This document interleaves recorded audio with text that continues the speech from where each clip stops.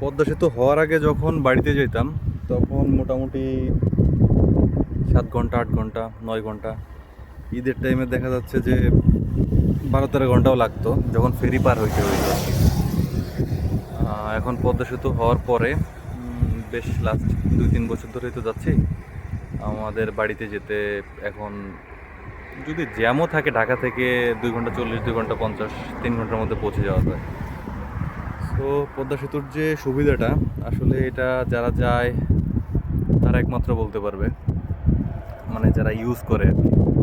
বিশেষ করে ঢাকা থেকে শুরু করে একদম ভাঙা পর্যন্ত যে এক্সপ্রেসওয়েটা, এটার কথা বলছি।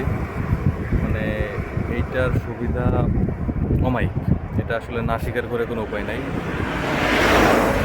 বরিশালে যারা আছে তাদের জন্য সবচাইতে সুবিধার ব্রিজ হচ্ছে এই ব্রিজ।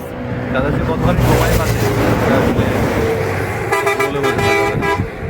তো এই মুহূর্তে আছি আমি এবং আমার বাইক পদ্মা সেতুতে। এর আগে বেশ কয়েকবার যাওয়া হয়েছে, বাট আমি কখনো ভিডিও করি নাই পদ্মা সেতুতে থেমে বা গাড়ি থামিয়ে দেখা। যাওয়ার টাইমে দেখছি বাট কখনো ভিডিও করা হয় না। So this is the first time. And of course যারা এই ব্রিজটা বানানোর সাথে জড়িত ছিল অবশ্যই তার একটা ধন্যবাদ প্রাপ্য, শুধু ধন্যবাদ দিলে হবে না। তো আগামী কয়েকদিন বাড়িতে থাকবো, গ্রামের পরিবেশ উপভোগ করব।